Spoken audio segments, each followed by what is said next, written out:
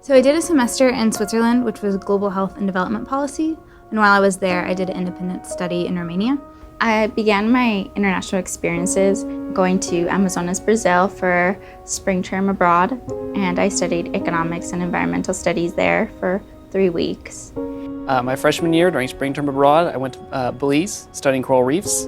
My first international experience was the summer after my freshman year at WNL, and I went to the Virginia program at Oxford, which is a special program for university students from the state of Virginia. Since coming to WNL, I've been to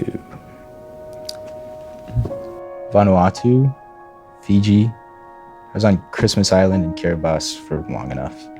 Ocean, one way you turn around and it's ocean again. It's just a sandbar in the middle of nowhere. I started as a sophomore, was my first. I did a spring term abroad in Paris, and then that summer I did an internship 3 hours south of Paris in Limoges, France. So I had the chance to go abroad for 1 year in Cairo, Egypt. I studied at the American University, both doing an intensive Arabic program and also studying Egyptian culture. My junior year, during winter term, I spent 4 months in Madagascar, studying biodiversity and natural resource management. The summer after my sophomore year, I went to the London Summer Internship Program. Samoa, Bulgaria, Romania, Turkey, Greece, Spain. And then after that, I went to Chile for a full term and studied international business and culture.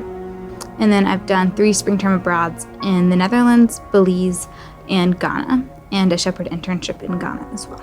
So my second international experience, I never would have guessed I ended up sort of where I actually ended up going, which was through the SAT program, and it was their South Pacific location, I suppose. They have like tons and tons of locations. You get the pamphlet and you go through and you can, pick 16 different places in one continent and then go to the next continent, and there's more, and they're all very unique, integrated immersion experiences.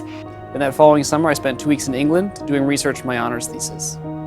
I also had the chance to go abroad for spring term on a Drawing Italy trip, and that was really just stunning. Junior year, I spent a semester in Morocco, and then I did my poverty internship abroad that summer as well in Puerto Plata, Dominican Republic.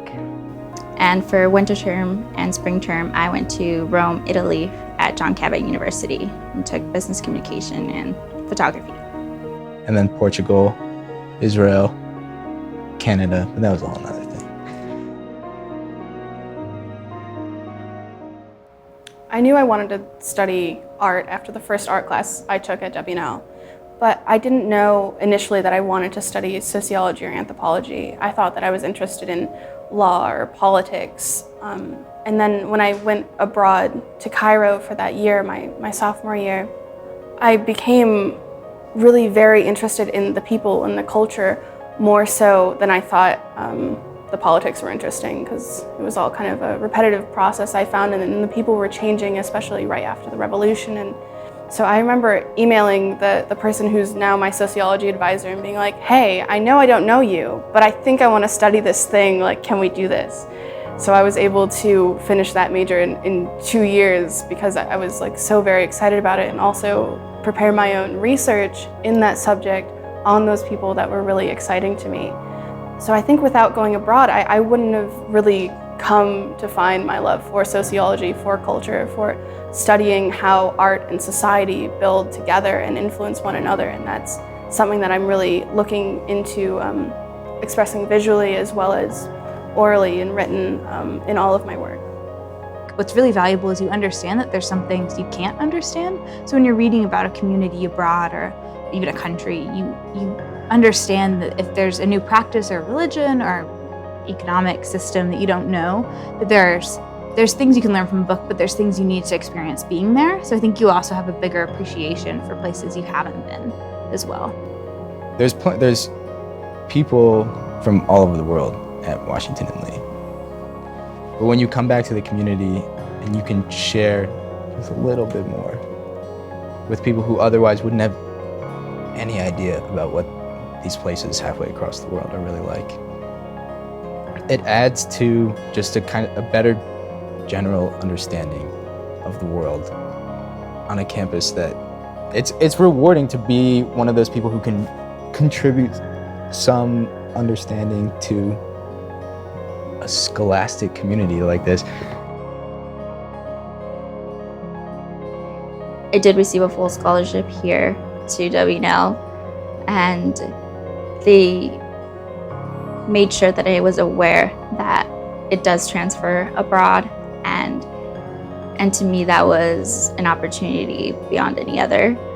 I was able to feel secure going abroad without the fear that I would be left without any money, I wouldn't be working. I thought the faculty in WNL was incredibly helpful. My internship in Limoges would not have been possible had the people at WNL not been willing to work with me. I got the internship very late in the year. I was leaving to go to Paris when I got the internship, so I was dealing everything through email with the time difference, and also I was having to translate all the things that the museum was sending me. And so they worked with me, they dealt with my poor translations and with all these very confusing French government documents that I had to get signed in order to get this internship. It was very nice to know that WNL wanted me to have this internship, and they were very willing to work with me right up until the moment I got the internship. So I went to Kip Brooks and I was like, I want to do something crazy. I want to go off the grid. I want to do something really unique. And she was really excited to hear that because she really likes students that she can sort of play with and try to create like a unique experience for them. I was really looking to go into a developing country just because all the countries that were developed just seemed like it was, I maybe had friends that traveled there, I traveled there myself, and I didn't get the sort of life-changing aha moment that I sort of wanted in that cliche way, but I mean, I wanted to sort of reshape my perspective, and I wanted that to shape my undergraduate experience at WNL, and through like financial aid opportunities that they have for people who travel abroad, because I am like a financial aid student, it seemed really accessible for me to do that, especially when traveling to a developing country because I could save a ton of money. I've had a lot of support from both professors and people in the Center for International Education. When I was in Switzerland and I got approved to go to Romania for an independent study, I needed funding. And I emailed them and they found within a day, I think, a grant that would cover me as a student doing research independently that wasn't necessarily connected with the professor. When I got back and was applying for grants to go back to Romania, everyone was incredibly helpful, even people that were in charge of fellowships in the UK that knew me, that wanted me to be able to go and further my research, have worked with me a lot, and over the past month really put together funding for me to go back next year because they knew that's what I wanted to do.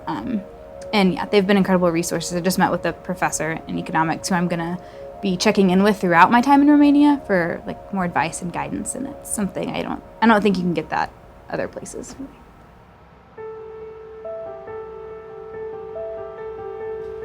I think it's really easy to get stuck in the mentality of every class you take and everything you do needs to be leading towards your major or your minor.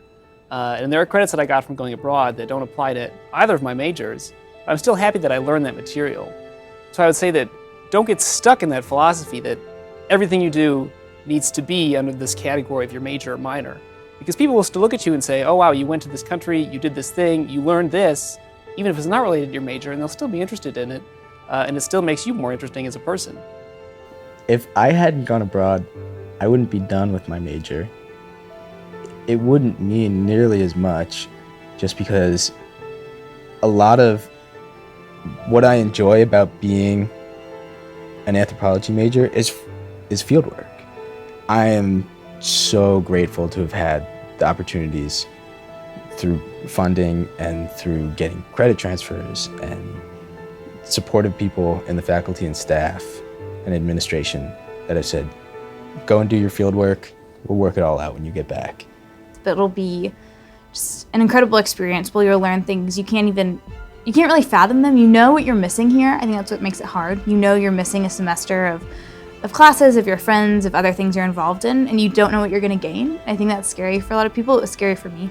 But I think you just have to embrace that and know that that's more exciting, to not know what's going to happen, to not know who you'll meet or what weird foods you'll try or like what languages you'll learn. I wouldn't have anticipated doing an independent study in Romanian to try to learn Romanian, to go back there. But I think it's something that it's hard to do, but it's by far one of my best decisions I've made here.